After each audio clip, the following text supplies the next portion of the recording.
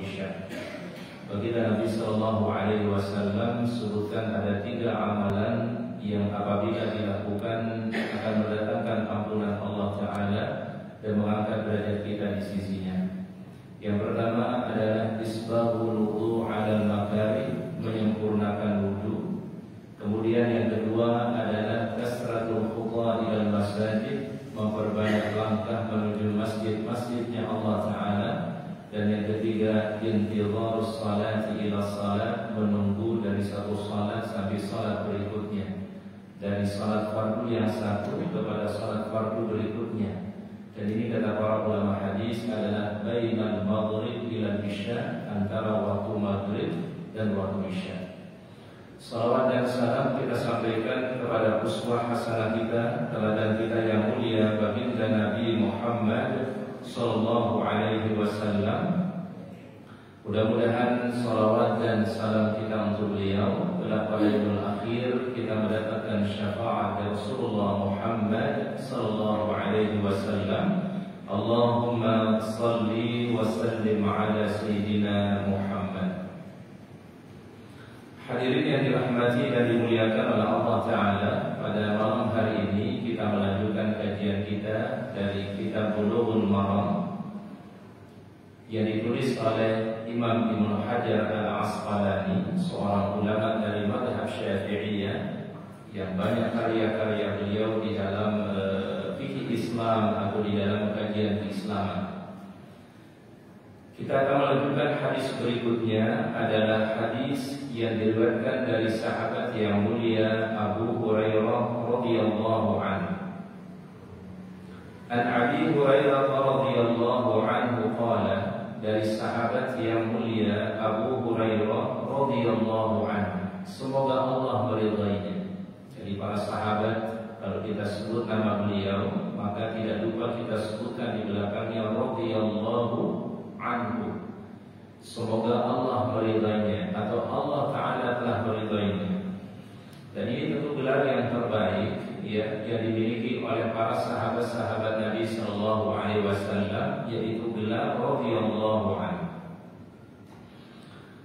Qala, dia berkata, qala Rasulullah Sallallahu Alaihi Wasallam, baginda Rasulullah Sallallahu Alaihi Wasallam telah bersabda, laula an asyqa ala ummati, kalau tidak memberatkan bagi umatku, sabda Nabi Sallallahu Alaihi Wasallam, la amartuhum bisiwaki ma'a kulli wudu'in, niscaya aku perintahkan mereka untuk menggunakan siwak setiap mereka memulai wudunya. Jadi hadis ini tadi Rasulullah SAW sampaikan, kalau sekiranya tidak memberatkan bagi umatku, niscaya akan diperintahkan oleh Nabi Sallallahu Alaihi Wasallam untuk menggunakan siwak setiap memulai wudunya. Akhrajahu Malik wa Ahmad wa sahahahu Ibnu Khuzaimah. Jadi hadis ini sahih, diriwayatkan oleh Imam Malik, Imam Ahmad, dan disahihkan oleh Imam Ibnu Khuzaimah, dan juga diriwayatkan dalam hadis Imam Al-Bukhari. Dari hadis yang mulia ini para jamaah, ada beberapa bahasan yang disebutkan oleh para ulama. Di antaranya adalah bahasan mengenai al-wudu, ya, anjuran atau perintah untuk melakukan wudu. Wudu di dalam bahasa Arab kata para ulama, makna lughatan al-wadha'ah, ya. Jadi wudu secara bahasa itu artinya wadha'ah, yaitu bermakna al-husn wal nadhafah, keindahan, kebersihan, kesucian. Itu makna daripada wudu secara lughah, ya, atau secara bahasa.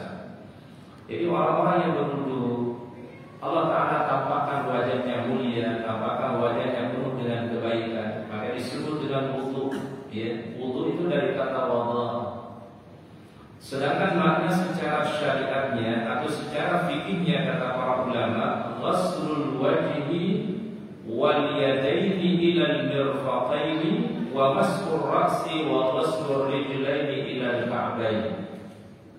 Jadi yang disebut dengan wudu itu kata para ulama ghaslul wajhi, membasuh wajah, wa ghaslul yadaini ila al-mirfaqaini mirfaqaini, dan membasuh tangan sampai pada siku, wa mashu ra'si, dan mengusap kepala, wa ghaslur rijlaini ilal ka'baini, dan membasuh kaki sampai kedua mata kaki. Ini yang disebut dengan oleh para ulama mazhab, baik Imam Abu Hanifah, Imam Malik, Imam Asy-Syafi'i, dan Imam Hambali sebagai arkanul wudu. Yang disebut dengan apa? Rukun-rukun wudu. Karena ini yang langsung disebutkan oleh Allah Ta'ala di dalam Al-Quran. Adapun yang disebut dengan menyempurnakan wudu berarti adalah menambahkan yang wajib tadi dengan hal-hal yang disunahkan oleh Nabi Sallallahu Alaihi Wasallam yang tidak disebutkan di dalam Al-Quran. Seperti misalnya membaca apa? Bismillah, ya. Kemudian membasuh tangan sebelum berwudu, berkumur, istinsyaq, istighfar, membasuh basuhan wudu sebanyak 3 kali, dan menutup wudu dengan berdoa kepada Allah. Ini disebut adalah sunnah wudu, ya, sunnah di dalam wudu yang hukumnya adalah sebagai menyempurnakan daripada wudu yang kita tunaikan. Jadi kaidahnya para jamaah, kalau sesuatu itu disebutkan di dalam Al-Quran, itu umumnya hukumnya adalah rukun. Tetapi apabila dijelaskan di dalam hadis-hadis Nabi Sallallahu Alaihi Wasallam, di dalam sunnah-sunnah beliau, maka itu jatuhnya hukumnya sunnah. Dan sunnah itu fungsinya menyempurnakan daripada yang wajib. Makanya ungkapan hadis itu adalah isbahul wudu, menyempurnakan wudu. Menyempurnakan berarti artinya adalah melakukan yang rukun di dalam wudu dan menambahkannya dengan apa? Hal-hal yang disunahkan oleh Nabi Sallallahu Alaihi Wasallam. Ini pembelajaran yang pertama yang diambil dari hadis tadi. Kemudian yang kedua, kata para ulama, yang diambil dari hadis tadi adalah yaitu mengenai as-siwak, ya. Ada sunnah dari Nabi Sallallahu Alaihi Wasallam untuk kita menggunakan siwak, walaupun redaksi hadisnya bukan wajib, tapi jatuhnya adalah menjadi hukumnya sunnah dari Nabi Sallallahu Alaihi Wasallam. Karena kalimat perintah di dalam bahasa Arab itu, kalau yang pertama perintah itu bisa maknanya wajib. Ya, ini biasanya umum. Kalau perintah itu hukumnya biasanya apa? Wajib. Tapi juga perintah bisa jatuh hukumnya bukan wajib, tetapi hukumnya sunnah, ya. Ada juga perintah redaksinya perintah, tetapi hukumnya mubah, ya. Jadi ada 3 di dalam fikih itu, ya, konsekuensi dari perintah. Pertama, perintah itu adalah asal hukum perintah itu jatuhnya hukumnya wajib. Setiap perintah di dalam Al-Quran itu hukumnya menjadi apa? Wajib. Tapi juga yang kedua, ada perintah tetapi hukumnya bukan wajib, tetapi hukumnya sunnah, ya.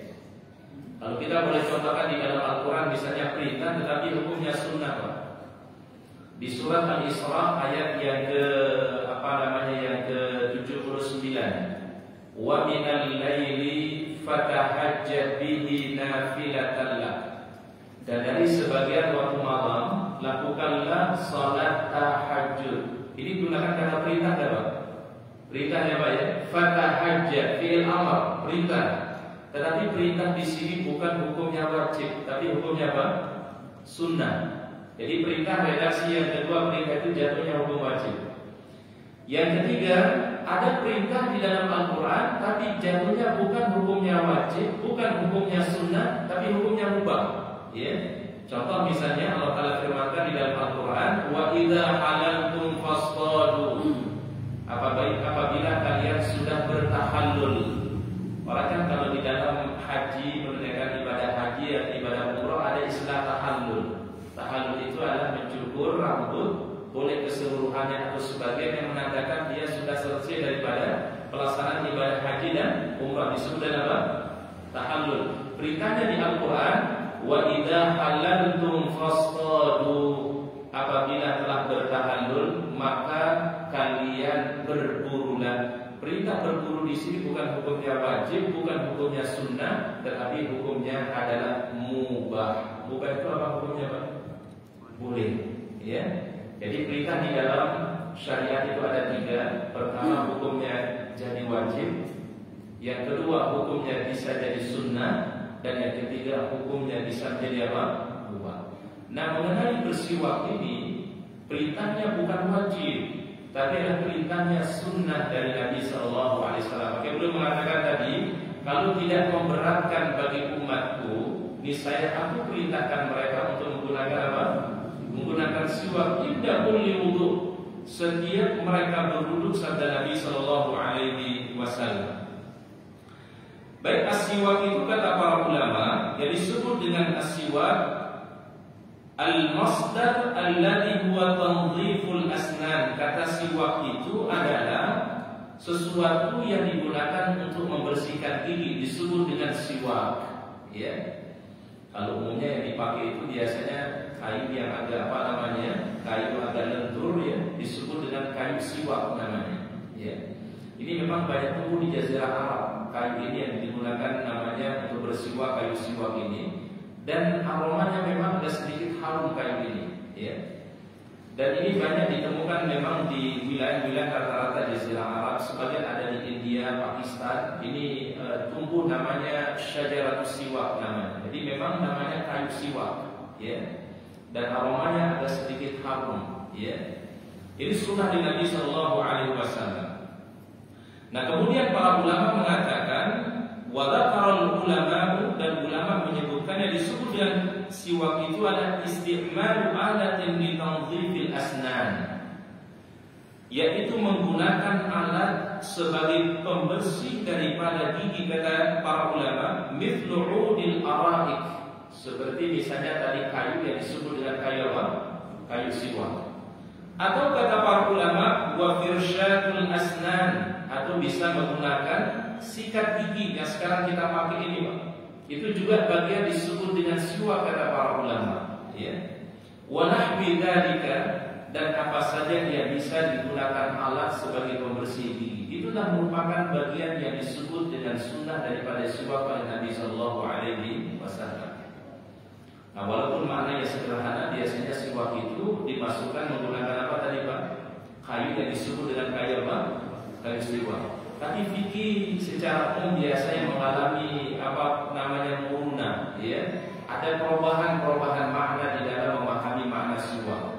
Maka dikiaskan di zaman kita sekarang, yang disebut dengan siwak itu adalah menggunakan alat untuk membersihkan gigi, disebut dengan siwak juga. Termasuk alat tadi kata oleh fursyatul asnan. Fursyatul asnan itu adalah sikat gigi. Itu masuk di dalam kategori disebut dengan apa? Siwak. Dan kapan digunakan anjuran siwak ini kata para ulama? Para ulama menjelaskan ada beberapa waktu yang terbaik untuk menggunakan siwak. Yang pertama adalah inda iradatin naum, ketika orang hendak melaksanakan istirahat di malam hari. Ini sunnah yang terbaik kata Nabi SAW untuk menggunakan siwak atau menggunakan pasta gigi itu adalah ketika orang akan istirahat di malam hari. Yang kedua, inda qiraatil Quran, disunahkan menggunakan siwak itu ketika akan membaca Al-Quran. Disuruh membaca Al-Quran, disunahkan oleh Nabi Sallallahu Alaihi Wasallam untuk menggunakan siwak. Kemudian yang ketiga adalah sunnah yang ketiga, indal istighfari minan naum, ketika orang terbangun dari tidurnya, ya, di situ juga dianjurkan dia untuk menggunakan siwak.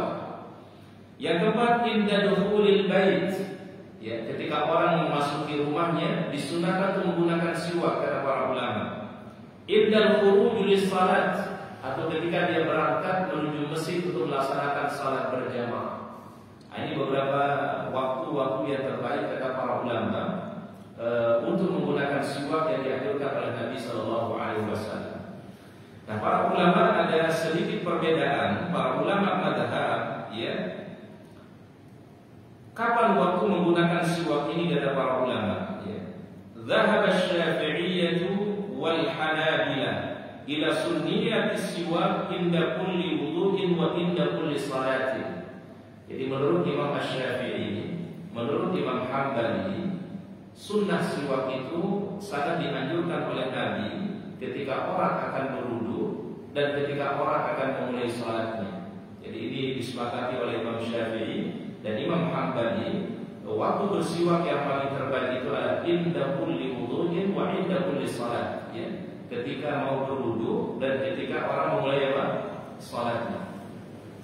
Khilafan lil Hanafiyah, berbeda dengan mazhab Imam Hanafi atau mazhab Al-Hanafi, mengatakan annahu sunnatun ma'al wudu wa la yusannu 'inda salat. Jadi kalau menurut Imam Abu Hanifah, sunnah siwak itu berlaku adalah ketika akan berwudu saja, tetapi tidak disunnahkan ketika orang memulai salatnya. Nah, ini sedikit perbedaan para ulama, karena ada beberapa riwayat yang mereka memahami berbeda dari hadis Nabi Sallallahu Alaihi Wasallam. Kalau Imam Asy-Syafi'i dan Imam Hambali mengatakan ada dua riwayat dari Nabi SAW tentang anjuran siwak ini. Redaksi yang pertama itu adalah, kalau tidak memberatkan bagi umatku, aku akan perintahkan mereka untuk bersiwak ketika akan berwudu. Ini hadis yang pertama. Di hadis yang lain juga derajatnya sahih dari Nabi SAW, kalau tidak memberatkan bagi umatku, aku akan perintahkan bagi mereka untuk bersiwak ketika mereka akan memulai salat mereka. Berarti yang sampai hadis kepada Imam Syafi'i dan Imam Hambali dua hadis ini. Tapi yang sampai ke Imam Abu Hanifah, riwayat hadis yang sampai kepada beliau hanya anjuran yang mengenai inda kulli wudu'in, ketika orang sudah atau ketika orang akan memulai wudunya. Tidak sampai hadis kepada beliau yang tentang yaitu setiap kali ingin melaksanakan salat. Dan dipahami oleh Imam Abu Hanifah bahwasannya ketika orang memulai wudunya dengan bersiwak, maka itu sudah bagian daripada mewakili untuk salatnya. Itu juga dalil yang dipakai oleh Imam Abu Hanifah. Jadi kami ulangi sekali lagi, ada perbedaan para ulama mazhab. Yang pertama tadi Imam Asy-Syafi'i, kemudian Imam Al-Hambali mengatakan anjuran siwak itu diberlakukan di dua keadaan. Yang pertama tadi adalah inda kulli wudu'in, setiap akan melaksanakan apa? Wudu. Kemudian riwayat yang kedua adalah inda kulli salatin, ketika akan memulai apa? Salatnya, baik salat yang fardu atau salat sunnah. Kalau Imam Abu Hanifah, beliau mengajukan siwak itu adalah inda kulli wudu'in, ketika berwudu. Tetapi beliau tidak sunnahkan ketika akan memulai apa? Salat. Karena sampai hadis kepada beliau itu adalah hadis yang tentang inda kulli wudu'in. Dan inilah para jemaah, tentu para ulama ketika mereka ada khilaf di antara mereka, banyak faktornya. Ya, banyak faktor perbedaan para ulama ketika mereka memahami hadis-hadis Nabi Sallallahu Alaihi Wasallam. Bisa jadi ada hadis yang sampai kepada beliau, tapi ada mungkin hadis yang tidak sampai kepada beliau. Bisa jadi mungkin satu hadis diyakini derajatnya sahih, tapi mungkin menurut ulama yang lain hadisnya adalah hadis dhaif. Itu pun juga nanti bisa menjadi sebab perbedaan para ulama. Ya. Kalau di dalam kajian fikih Islam itu disebut dengan asbab khilafil ulama. Jadi ada sebab-sebab para ulama itu berbeda pandangan, ya. Walaupun hadisnya sama, hadisnya bersumber dari Nabi SAW, terkadang cara memberikan penafsiran mengenai hadis itu berbeda-beda. Sama halnya dalam berwudu misalnya. Dalam berwudu itu kan ada perbedaan para ulama, ya. Ketika Allah Ta'ala firmankan wamsahu biruusikum, ya, maka usaplah yaitu kepala kalian, ya. Ini dalam masalah apa konteksnya, Pak? Masalah berwudu. Di situ ada tiga mazhab para ulama, ya. Imam Hambali mengatakan kalau orang berwudu itu disunahkan oleh Nabi adalah membasuh seluruh bagian rambutnya atau seluruh bagian kepalanya dari ujung depan sampai bagian belakangnya. Berlaku bagi laki-laki dan berlaku bagi perempuan. Ya, ini mazhab siapa, Pak? Imam Ahmad bin Hambal. Menurut Imam Asy-Syafi'i dan Al-Hanafiyah, Imam Hanafi, yang dibasuh itu adalah tidak mesti keseluruhannya, tapi boleh sebagiannya. Ya, boleh sebagiannya, kata Imam Abu Hanifah dan juga Imam Asy-Syafi'i. Dalilnya apa? Kata beliau adalah baginda Rasul pernah berwudu yang dibasuh tidak seluruh bagian kepala beliau, tapi beliau pernah membasuh cuma sebagian dari kepala beliau.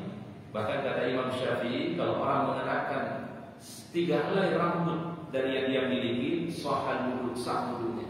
Dan Rasul pernah lakukan itu, kata Imam Syafi'i. Ini yang jadi pandangan Imam Asy-Syafi'i dan Imam Al-Hanafi. Imam Maliki, pendapat beliau adalah membasuh seluruh kepala itu berlaku bagi laki-laki, sedangkan bagi perempuan itu boleh membasuh cuma sebagiannya saja.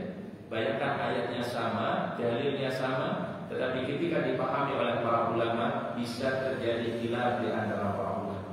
Karena ini terkait nanti dengan ilmu nahwu. Kalau kita belajar ilmu nahwu para jamaah, kan ilmu nahwu itu dipelajari di pesantren biasanya. Ya, ada ilmu namanya ilmu apa, Pak? Ilmu nahwu. Coba kita perhatikan ayat dari Al-Fatihah, famsahu biruusikum. Di situ ada huruf ba. Padahal kalau dalam bahasa Arab biasanya wamsahu ruusakum, usaplah kepala kalian. Tetapi di situ Allah Taala sisipkan huruf ba. Huruf ba inilah yang nanti menjadi sebab perbedaan para ulama.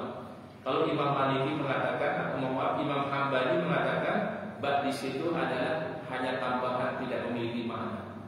Jadi yang disebutkan seluruh kepala yang dibasuh. Tapi kalau Imam Syafi'i, Imam Hanafi mengatakan ba di situ berarti menandakan litab'id, sebagian, bukan keseluruhan. Ya. Jadi dari bahasa Arab saja itu para ulama ada perbedaan pandangan berdasarkan riwayat-riwayat dari Nabi Shallallahu Alaihi Wasallam. Itu tadi ayat yang berbunyi tentang apa? Famsahu biruusikum. Ya, usaplah kepala kalian. Jadi ada yang mengartikan keseluruhan, ada yang mengartikan apa? Sebagian. Kalau keseluruhan bahasa Arabnya apa? Jami, ya, jami'an. Wamsahu biruusikum berarti wamsahu jami'a ruusikum. Tapi kalau Imam Syafi'i, Imam Hanafi mengatakan wamsahu bi ba'di ruusikum, usaplah sebagian daripada kepala kalian atau rambut kalian. Masya Allah, dan ini tentu ada hikmah untuk kita semua. Berdasarkan riwayat-riwayat yang sahih dari Nabi Sallallahu Alaihi Wasallam, ketika para ulama ada perbedaan pandangan di dalam memahami ayat Al-Quran atau memahami hadis-hadis Rasulullah Sallallahu Alaihi Wasallam. Baik, hadis berikutnya yang dijelaskan di dalam Kitab Bulughul Maram. Hadis berikutnya adalah Wa'an Uthman bin Affan radhiyallahu anhu. Jadi dari Uthman bin Affan radhiyallahu anhu, da'a bi wudu'in fatawadda'a. Jadi Uthman bin Affan itu suatu ketika pernah meminta kepada seorang sahabat untuk mengambilkan bejana. Ya. Kalau bejana tempat air wudu itu namanya wudu'un. Ya. Jadi kalau wudu'un itu adalah perbuatan wudunya, tetapi kalau alat atau air yang digunakan untuk berwudu bahasa Arabnya wudu'un. Ya. Jadi bedanya cuma dhamma sama fathah saja. Jadi kalau menggunakan wudu'un itu perbuatannya. Tapi kalau wudu'un pakai fathah adalah air atau bejana yang digunakan untuk berwudu, disebut dengan wudu'. Da'a Uthman bin Affan radhiyallahu anhu bi wudu'ihi. Jadi beliau suatu saat pernah meminta diambilkan bejana yang berisi air wudu. Fatawadda'a, ya. Kemudian dia melakukan apa? Wudu. Dan ini berarti Utsman bin Affan ingin mencontohkan kepada kita bagaimana wudunya Rasulullah SAW. Karena fi'lus sahabat, perbuatannya para sahabat itu kan bisa jadi dalil. Ya, betul ya Pak ya? Salah satu yang bisa jadi dalil selain Al-Quran dan hadis apa? Fi'lus sahabat, perbuatannya para sahabat. Jadi apa saja yang dilakukan oleh para sahabat itu bisa jadi dalil, Pak. Bisa jadi dalil dalam Islam. Ya. Makanya ada hadis yang berbunyi apa? Alaikum bisunnati wa sunnatil khulafa'ir rasyidin. Ya. Ikutilah sunnahku, yaitu sunnah Rasulullah SAW, cara ibadahku kata Nabi, dan juga cara ibadah para sahabat-sahabatku. Berarti para sahabat, ya, perbuatan mereka bisa jadi apa? Hujjah atau dalil. Ya. Jadi mohon maaf kalau kita membaca dalil atau memahami dalil tidak hanya Al-Quran dan hadis, Pak. Nanti itu dalam fikih itu dalil itu sangat banyak sekali. Ya, selain Al-Quran ada hadis, ada ijma, ada qiyas, ada fi'lus sahabat atau amalus sahabat, ada amal ahlul Madinah, perbuatan orang Madinah, ada masalih al-mursalah, ada saddul dzari'ah. Ya. Ini semua digunakan oleh para ulama sebagai dalil. Ya. Tetapi intinya sebenarnya itu adalah bersumber dari Al-Quran dan bersumber dari hadis Nabi Sallallahu Alaihi Wasallam. Bahkan nanti ada namanya kias, ya. Kias itu kan berarti menyamakan satu keadaan dengan keadaan yang lain, karena ada ilah hukum yang sama. Itu disebut dengan mengkiaskan, ya. Ada sesuatu yang mungkin di zaman Nabi nggak ada, tapi di zaman kita sekarang ada. Karena ada kesamaan hukum, ada ilatnya yang sama, maka hukumnya sama. Ya, contoh misalnya sederhana kias itu adalah dulu di zaman Nabi Shallallahu Alaihi Wasallam kalau orang zakat fitrah kan hanya terbatas pada apa? Pada gandum, ya, pada syair. Syair itu mirip dengan gandum, ya. Kemudian kurma. Nah, itu kan zakat fitrah yang ada di zaman Nabi Shallallahu Alaihi Wasallam. Untuk zaman kita sekarang apa yang kita gunakan para jamaah? Ya. Apa yang menjadi bahan makanan pokok di sebuah negeri itu bisa digunakan sebagai zakat fitrah. Karena kenapa Ustaz? Karena dikiaskan, kesamaan hukumnya sama, ilatnya sama, maka hukumnya pun juga sama. Ya, mungkin ada yang pakai beras, ya. Mungkin kalau di daerah yang lain ada yang mungkin pakai Pak, sagu, ya, bahan makanan itu dikiaskan semua namanya, Pak. Nah, ini dalam hukum fikih nanti disebut dengan al-qiyas, dan qiyas itu bisa menjadi dalil dalam agama. Ya, namanya mengkiaskan karena ada kesamaan. Ya. Baik, jadi sahabat yang mulia Utsman bin Affan radhiyallahu anhu ingin mencontohkan kepada kita, meriwayatkan kepada kita bagaimana wudu Nabi sallallahu alaihi wasallam. Faghasala kaffaihi thalatha marratin. Sahabat Utsman bin Affan ketika memulai wudunya, beliau membasuh tangannya sebanyak 3 kali. Ya, membasuh apa, Pak? Membasuh tangan beliau sebanyak apa? 3 kali. Dan ini sangat dianjurkan lagi kata para ulama kalau orang bangun dari tidur di malam hari. Ya, jadi ketika kita mau sholat tahajud, sholat subuh, itu sangat dianjurkan sebelum berwudu basuh tangan sebanyak 3 kali. Ya, ini dilakukan oleh sahabat Utsman bin Affan radhiyallahu anhu. Ghassala kaffaihi thalatha. Salasan berapa, Pak? Sebanyak 3 kali. Ya. Thumma tamadmadha, kemudian beliau berkumur, madmadah, ya. Dan dianjurkan oleh Nabi madmadahnya itu bersangatan, kencang, kecuali dalam keadaan berpuasa. Jadi kalau kita dalam keadaan tidak berpuasa, berkumurnya itu disangatkan, dikencangkan, ya, kecuali kalau dalam keadaan sedang apa? Berpuasa. Berarti kalau dalam keadaan berpuasa boleh kita berkumur, Pak? Boleh, ya. Tapi jangan bersangatan kata Nabi sallallahu alaihi wasallam. Ya. Nah, tapi kalau orang dalam keadaan tidak berpuasa, maka sangat dianjurkan wa balik fil madmadah. Di hadis yang dikatakan bersungguh-sungguhlah engkau, bersanatanlah engkau ketika bermadmadah, ketika berkumur. Illa an takuna sha'iman, kecuali kalau dalam keadaan apa? Sha'iman Pak? Puasa. Tapi tetap ada pembolehan, Pak. Kita mau berkumur waktu puasa boleh. Tapi dihindari kata Rasulullah SAW untuk bersangatan ketika dia untuk bermadmadah atau berkumur. Kemudian wastansyaka wastanthar, kemudian dia menghirup air di hidung, disebut dengan istinthar. Istinsyaq, kemudian dia istinthar. Istinsyaqnya dengan tangan yang sebelah kanan, istintharnya dengan tangan yang sebelah kiri. Ya. Jadi ketika dimasukkan ke dalam hidung itu dengan tangan yang sebelah kanan, dikeluarkan dengan tangan yang sebelah kiri. Kemudian thumma ghassala wajhahu thalatha marratin. Kemudian Sayyidina Utsman bin Affan membasuh wajahnya sebanyak 3 kali. Thalatha marratin. Sebanyak berapa, Pak? 3 kali. Ya. Kemudian berikutnya thumma ghassala yadahu al-yumna ila al-marfiqi thalatha marratin. Kemudian dia membasuh tangan sebelah kanannya sebanyak 3 kali ilal marafiq, sampai pada sikunya, dan disunahkan untuk ditadlik.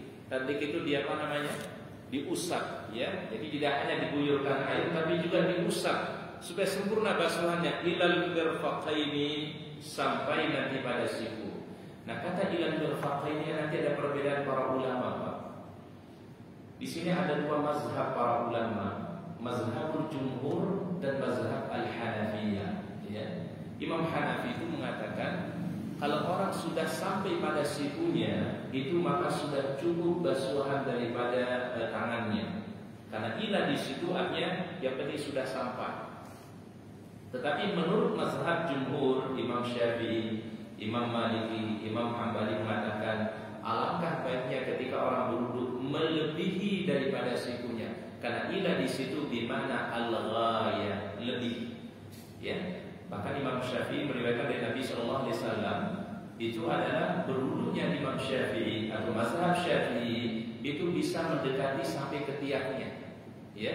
Karena Rasulullah SAW pernah melakukan membasuh tangan itu sampai mendekati basuhan apanya, Pak? Sampai ketiak beliau. Makanya Imam Syafi'i itu sangat berhati-hati, Pak. Beliau mengatakan alangkah baiknya kalau orang itu berwudu melebihi daripada mirfaqaini. Mana mirfaqaini? Sampai mana, Pak? Melebihi sampai sikunya. Berarti melebihi siku, tidak terbatas sampai sikunya saja. Kalau Imam Hanafi yang penting kena sampai siku sudah sah. Tapi kalau jumhur ulama, Imam Syafi'i, Imam Maliki, Imam Hambali menganjurkan melebihi daripada siku karena ila di situ di mana ghayah. Ghayah itu pakai apa? Ghayah lebih, berarti dilebihkan. Berdasarkan juga firman Nabi sallallahu alaihi wasallam sesuai dengan yang dicontohkan oleh Nabi sallallahu alaihi wasallam. Thumma ghasala yadahu al-yusra thalatha marratin. Kemudian beliau membasuh, yaitu Utsman bin Affan membasuh tangannya yang sebelah kiri sebanyak 3 kali juga. Jadi tadi membasuh tangan yang sebelah kanan 3 kali, kemudian membasuh tangan yang sebelah kiri sebanyak berapa? 3 kali juga. Dan diusap, ditadlih, ya. Jadi digosok, jadi tidak hanya diguyurkan air saja. Thumma masaha ra'sahu, kemudian beliau yaitu Utsman bin Affan mengusap kepalanya. Nah, di sini tidak diterangkan oleh sahabat tadi, oleh Imran, apakah beliau Utsman bin Affan mengusap sebagian kepalanya atau seluruhnya tidak disebutkan. Wa masaha ra'sahu, tapi dia mengusap pada bagian apanya? Kepalanya, ya. Thumma ghassala rijlaihi al-yumna ila al-ka'bayn thalatha marratin. Kemudian Utsman membasuh kakinya sebanyak 3 kali. Ya. Kaki yang sebelah kanan sebanyak 3 kali. Dan dibasuh pada melewati sampai pada mata kakinya. Dan memang ada hal yang perlu kita perhatikan para jamaah dalam berwudu itu kata para ulama. Yang terkadang ini sering terlewatkan, ya. Yaitu pada bagian tumit kita, ya. Sehingga disunahkan untuk kita gosok pada bagian kaki yang sebelah kanan, pada kaki yang sebelah kiri, kemudian di sela-sela jari kaki kita supaya basuhannya lebih sempurna, ya. Terutama sekali lagi Pak, pada bagian tumit kita, ya. Karena kan terkadang kalau hanya diguyur saja dengan air tanpa digosok, tanpa ditadlih, itu terkadang bisa terlihat kering loh Pak di bagian belakangnya. Karena nggak kena apa namanya Pak, basuhan air wudu. Ya, maka Rasul mengingatkan wailul lil aqabi minan nar, ya. Salah satu ancaman Nabi SAW orang-orang yang berwudu tapi tidak sempurna basuhan pada bagian tumitnya. Wailul lil aqabi minan nar, kata Nabi. Karena Rasul pernah melihat ada seorang sahabat ketika dia habis berwudu terlihat pada bagian tumitnya kering. Kemudian Rasul suruh dia untuk kembali berwudu lagi. Berarti dianggap wudunya tidak apa? Tidak sah. Ya Pak ya. Jadi Rasul pernah melihat sahabat ketika dia habis berwudu, bagian tumitnya yang belakang itu tidak kena basuhan air wudu. Maka Rasul mengatakan, wudulah anda si fulan karena wudu anda belum sempurna. Rasulullah SAW pun juga demikian pernah menemukan salah sahabat dia sholatnya begitu cepat, tidak ada tumaninahnya. Apa kata Rasul? Sholli fa innaka lam tusolli. Sholatlah anda, ulangi sholat anda seakan-akan anda belum sholat, kata Nabi SAW.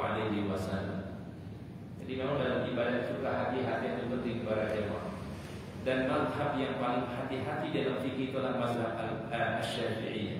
Ya, jadi kalau kita pelajari mazhab fikih itu baik dari mazhab Hanafi, Al-Maliki, Asy-Syafi'i dan Al-Hambali yang sangat berhati-hati di dalam fikih atau dalam menjalankan ibadah adalah mazhab Asy-Syafi'iyah.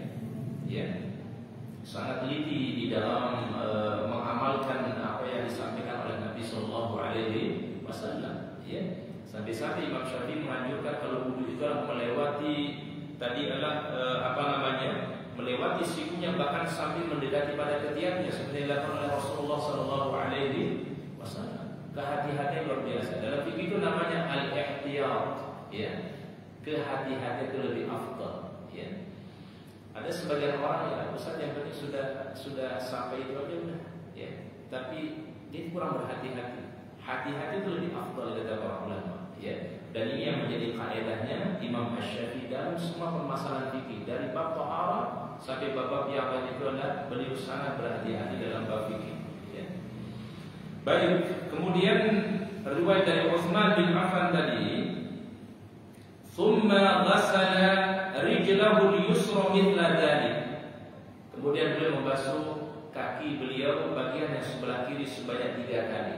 Dan tadi basuhnya adalah dengan sembari di sela-sela pada jari jemarinya, kemudian digosok pada bagian tumitnya supaya sempurna pada basuhan kaki beliau. Tsumma qala, lalu dia berkata, "Ra'aitu Rasulullah SAW tawadda'a nahwa wudu'i hadza."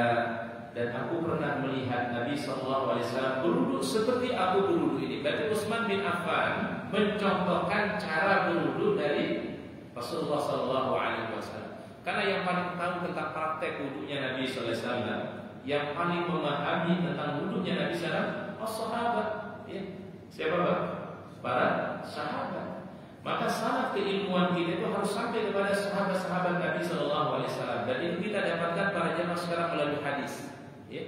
Kan hadis itu kan dari perawi, kemudian perawi dapatkan dari si fulan, kemudian dapatkan dari si fulan, sampai nanti kepada para sahabat kemudian meriwayatkan dari Nabi Sallallahu Alaihi Wasallam. Sehingga memang Pak, keilmuan Islam itu sangat bagus sekali karena ada namanya sanad.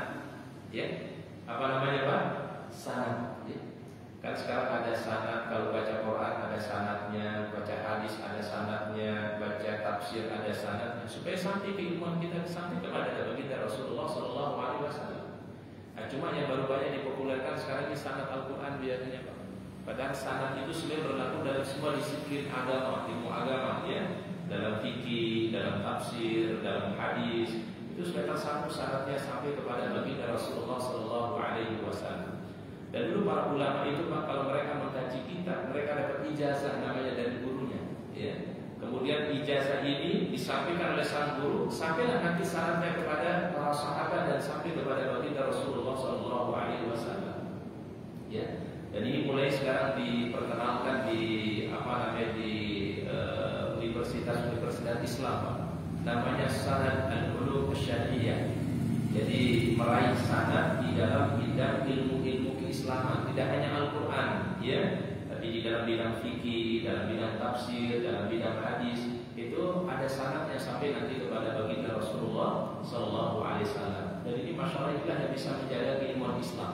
Tidak ada keilmuan yang paling terjaga kecuali ilmu Islam, ya, karena sanadnya sampai kepada siapa Pak? Rasulullah SAW. Jadi artinya apa Pak? Kalau kita mengikuti salah satu ulama mazhab, itu berarti praktek itu dilakukan oleh Nabi Sallallahu Alaihi Wasallam. Ya, coba kita perhatikan Pak, 4 ulama mazhab itu hidup di zaman yang terbaik. Ya, Imam Abu Hanifah, Imam Malik itu zamannya tabi'in. Tabi'in itu bergurunya dengan para sahabat. Ya, sahabat yang terakhir meninggal dunia itu namanya sahabat yang mulia Ibnu Sinan. Itu adalah sahabat yang paling terakhir meninggal dunia, ya. Kemudian di zaman tabi'in itu adalah yang terakhir itu adalah di zamannya Imam Malik. Itu beliau yang terakhir dari masa tabi'in Imam Malik. Baru masuk generasi berikutnya Imam Asy-Syafi'i, Imam Hambali. Berikutnya nanti Imam Al-Bukhari, Imam Muslim, Abu Dawud, At-Tirmidzi, Nasa'i. Nanti zaman berikutnya seperti Imam Al-Ghazali dan seterusnya. Itu mereka hidup di zaman yang terbaik, Pak. Ya, zamannya tabi'in dan zaman tabi'ut tabi'in. Kalau dalam hadis ini disebut dengan al-qurunul mufaddalah. Ya, jadi kurun yang terbaik. Ya, zaman salafus saleh namanya, Pak. Tabi'in, tabi'ut tabi'in, dan mereka belajar sekali lagi dari para sahabat. Sahabat mendapatkan riwayat dari Nabi sallallahu alaihi wasallam. Jadi ketika kita mengikuti satu mazhab dalam mazhab fikih Islam, maka insya Allah sampai ilmu kita kepada baginda Rasulullah SAW. Baik mazhabnya Al-Hanafi, mazhabnya Maliki, mazhabnya Syafi'i, atau mazhabnya Hambali, itu yaitu sanadnya nanti sampai kepada baginda Rasulullah Sallallahu Alaihi Wasallam secara keilmuan, ya Pak ya. Jadi oleh karenanya di dalam Ahlus Sunnah itu kan fikihnya bisa berbeda-beda Pak. Ahlus Sunnah wal Jamaah akidahnya sama, ya, bingkai akidahnya sama, tetapi di dalam fikihnya bisa saja terjadi perbedaan. Ada fikihnya Al-Hanafi, ada fikihnya Maliki, ada fikihnya Syafi'i, dan fikihnya apa? Al-Hambali. Ya. Nah, sehingga memang untuk pengayaan wawasan keislaman kita harus kita mengenal mazhab ini para jamaah. Ya. Dalam mengkaji fikih, dalam mengkaji syariat ini, kita diperkenalkan dalam fikih itu namanya al-mazahib al-arba'ah. Ya. Mazhab fikih yang 4. Ya. Dan mereka sekali lagi hidup di zaman yang terbaik. Seperti kata Rasulullah, khairul quruni qarni, sebagai zaman itu adalah, yaitu zaman kata Rasul, walladzina yalunahum, kemudian zaman setelah para sahabat, maksudnya zaman siapa? Tabi'in, walladzina yalunahum, kemudian zaman setelah tabi'in, yaitu tabi'ut tabi'in. Jadi Utsman bin Affan tadi mengatakan, beginilah aku pernah lihat baginda Nabi sallallahu alaihi wasallam ketika beliau berwudu. Tsumma qala Rasulullah, kemudian Rasulullah SAW bersabda, man tawaddo'a nahwa wudu'i hadza, barang siapa yang berwudu seperti yang aku lakukan tadi, kata beliau, tsumma qama faraka'a rak'ataini, lalu dia salat sunnah 2 rakaat setelah berwudu, la yuhaddits fihi ma nafsahu ghufira lahu ma taqaddama min dhanbihi, Allah Ta'ala mengampuni dosa-dosanya yang telah lalu. Berarti dianjurkan habis berwudu melaksanakan salat sunnah 2 rakaat. Ini yang disebut dengan sunnatul wudu rakaatain. Dan yang sering mempraktekkan ini amalan para jamaah sahabat Nabi namanya yaitu Bilal bin Rabah. Bahkan dia melakukan itu Pak bisa sehari 10 kali dia dapat salat sunnah wudu. Yang mungkin Rasul tidak sebanyak itu Pak. Mungkin sahabat yang lain tidak sebanyak itu. Tapi sahabat ini seringkali mengulangi wudu dan seringkali dia melaksanakan salat sunnah wudu. Kan sampai dimimpikan oleh baginda Nabi Sallallahu Alaihi Wasallam. Ya, betul ya Pak ya. Sahabat itu pernah dimimpikan oleh Nabi. Di dalam mimpi beliau, dalam mimpinya Rasulullah, Rasul di dalam surga. Kemudian sendalnya Bilal itu mengikuti langkah Nabi Sallallahu Alaihi Wasallam. Lalu keesokan harinya Rasul bertanya kepada Bilal, wahai Bilal, semalam aku bermimpi. Di dalam mimpiku aku mendengar sendalmu mengikuti langkah aku dalam surga. Apa amalan yang kau harapkan terbaik di sisi Allah Ta'ala? Amalannya Bilal ini Pak melebihi dari sahabat yang lain. Apa kata dia? Ya Rasulullah, setiap selesai berwudu saya sholat sunnah. Setiap selesai berwudu sholat sunnah. Setiap selesai berwudu sholat sunnah. Masya Allah, apa kata Nabi SAW? Inilah amal yang mendatangkan ridha dari Allah Subhanahu Wa Taala. Jadi habis dia berwudu selalu mengerjakan apa? Sholat sunnah. Kalau Rasul kan hadis yang umum tadi, barang siapa yang selesai berwudu kemudian dia lakukan sholat sunnah rak'ataini. Rak'ataini berapa? 2 rakaat. Ghufira lahu ma taqaddama min dhanbihi, Allah Ta'ala ampuni dosa-dosanya yang telah lalu. Muttafaqun alaihi. Hadis ini adalah sahih, diriwayatkan oleh Imam Al-Bukhari dan juga oleh Imam Muslim. Ada beberapa istinbat hukum atau fikul hadis di dalam riwayat tadi yang disampaikan oleh Rasulullah Sallallahu Alaihi Wasallam. Di antaranya adalah fadlu al-wudu indallahi ta'ala. Ada keistimewaan kalau kita senantiasa berwudu.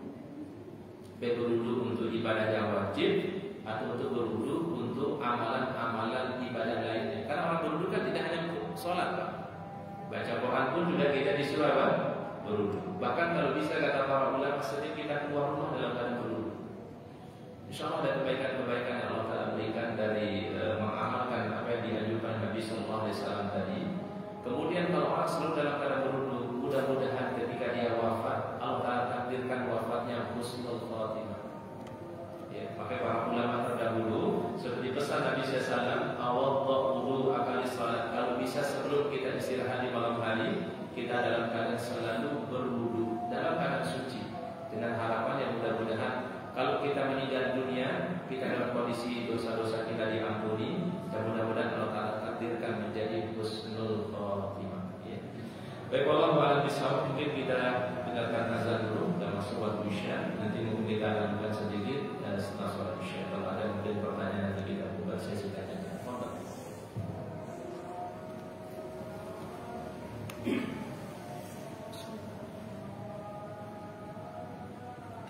Allahu Akbar, Allahu Akbar, Allahu Akbar, Allahu Akbar. Asyhadu an la ilaha illallah.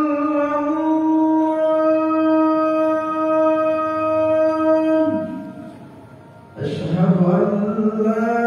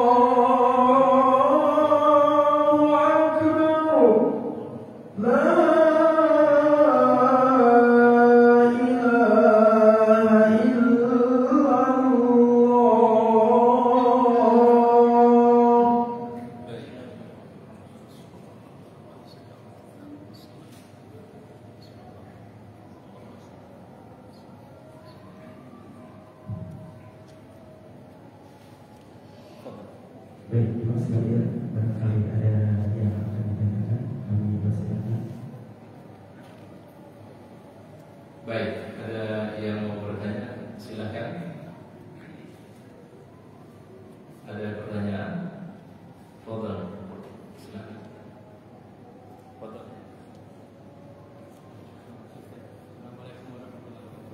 Waalaikumsalam warahmatullahi wabarakatuh. Terkait dengan ini yang mengakhirkan sholat, ada sholat masjid yang memang saat zaman Rasulullah SAW itu banyak kan diakhirkan, salah satunya sholat isya. Nah itu kondisinya seperti apa? Apa memang kondisi kajian seperti ini Atau bagaimana? Atau juga azan dikumandangkan dulu seperti ini atau dilanjutkan kajian atau seperti apa? Baik. Soalnya mungkin juga di antara kita masih banyak yang bertanya-tanya ini sudah masuk sholat isya tapi kok tidak segera dilaksanakan. Baik. Wallahu a'lam bishawab. Jazakumullah khairan katsiran ya. Jadi memang kita harus pahami dulu ada dalil yang umum, ada dalil khusus namanya, Pak. Jadi dalam mengkaji fikih itu pun juga ada dalil 'am, dalil khas namanya. Dalil umum itu adalah dalil yang sifatnya sangat global sekali. Pertanyaannya seorang sahabat kepada Nabi ya Rasulullah SAW, ayyul a'mali afdal? Amal apa saja yang paling terbaik pada baginda Rasul? Maka Rasul mengatakan as-salatu ala waqtiha, salat di awal waktu. Kemudian apa ya Rasul? Birrul walidain, berbakti kepada orang tua. Kemudian apa ya Rasul? Tsumma jihad fi sabilillah, berjihad di jalan Allah. Ini hadisnya 'am namanya, Pak. Hadisnya umum global. Tapi ada yang khas, kondisi-kondisi tertentu Rasulullah SAW membolehkan orang mengakhirkan salat. Contoh misalnya, Rasul di musim panas beliau menganjurkan kalau bisa akhirkan waktu zuhur. Pernah kita dengar hadis ya Pak ya? Abridu bis salat, kata Nabi, kalian boleh mengakhirkan salat zuhur sampai cuaca itu jadi adem. Itu dalil khas namanya Pak. Berarti boleh kita amalkan itu hadis itu Pak. Ya, karena ada khusus dari Nabi Sallallahu Alaihi Wasallam. Atau misalnya dulu di zaman Nabi SAW, kenapa Isya di zaman Nabi itu terkadang diakhirkan waktunya? Karena sahabat rumahnya jauh-jauh Pak. Abdullah bin Umi Maktum itu rumahnya 1 kilo dari Masjid Nabawi Pak. Ya Pak ya? Jadi mungkin untuk dia berangkat itu membutuhkan waktu yang lama. Karena sebagian sahabat itu kalau di Madinah dulu Pak, habis mereka sholat maghrib, ada yang tinggal di masjid menunggu kayak kita sekarang nih Pak, menunggu antara maghrib sampai Isya. Ya. Tapi sebagian sahabat ada yang pulang dulu Pak. Rumahnya itu ada 1 kilo, ada setengah kilo, ada 300 meter di Masjid Nabawi. Kemudian Rasul ajak kumpul mereka dulu, sampai mereka kumpul baru Rasulullah SAW melakukan sholat Isya bersama para sahabat. Dan juga ada kondisi yang lain, kata para ulama, boleh mengakhirkan salat itu, ya, dalam uzur disebut dengan thalabul ilmi, karena ada kajian, ada ta'lim. Dan kita mengakhirkan bukan mengakhirkan fawailul musallin Pak.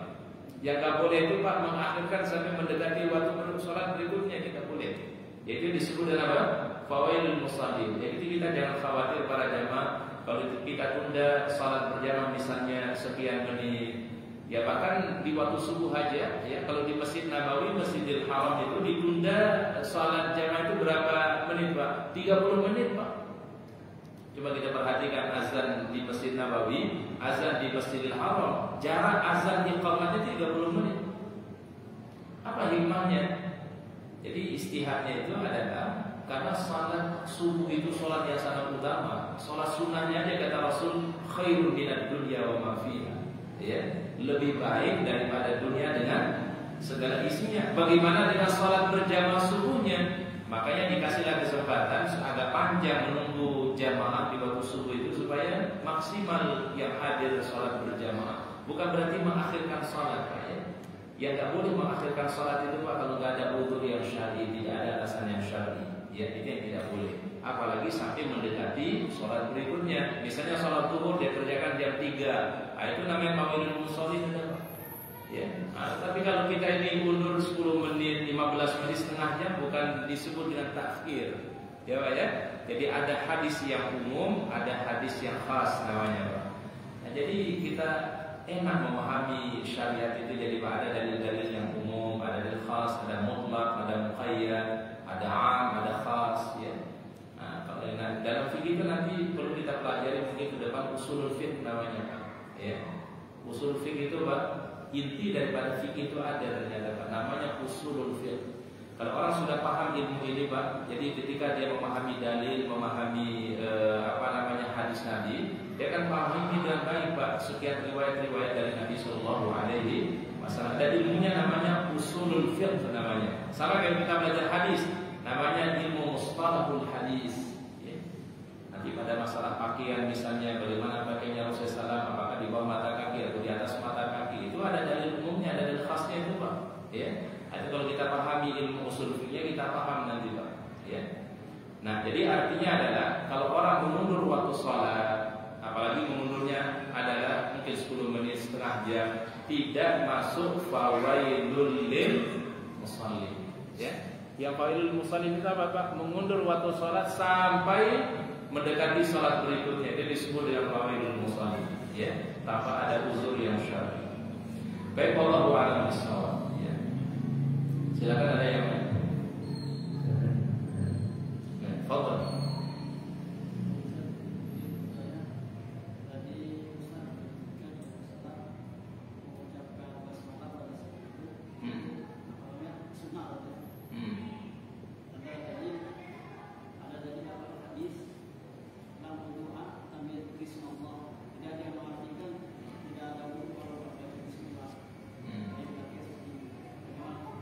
Baik.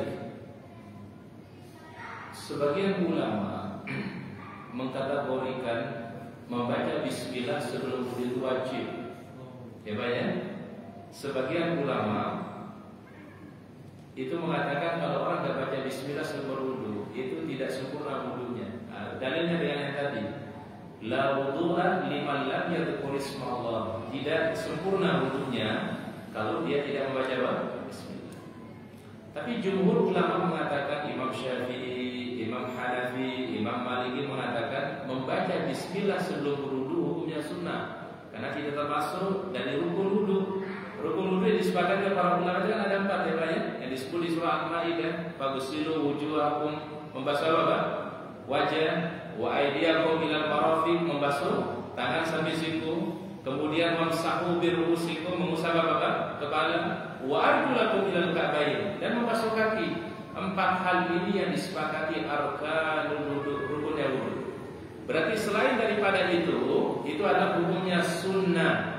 Walaupun dipahami terkadang sebagai wajib, tapi bukan wajib yang levelnya dengan rukun. Nanti perlu dibedakan Pak, ada beda antara wajib dengan rukun. Ya, kita biasanya memahaminya kalau rukun itu pasti wajib, sama enggak.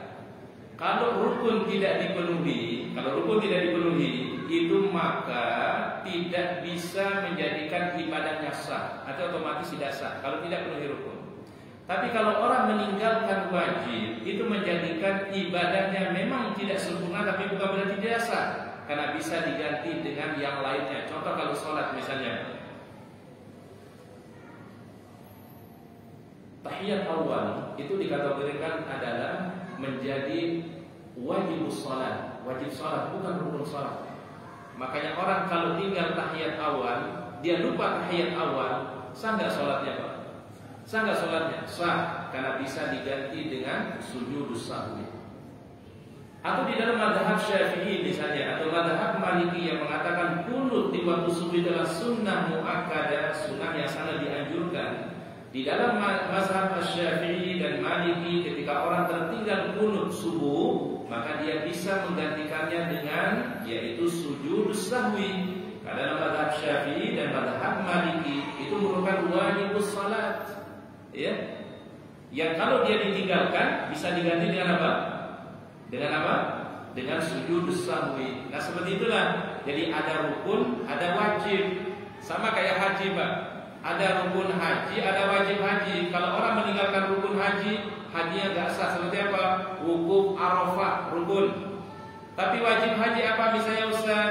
Dia misalnya terlewatkan mengambil miqatnya. Ternyata begitu dia melintas di tempat miqat, lewat tempat miqatnya, belum sempat dia pakai pakaian ihram, berarti meninggalkan wajib.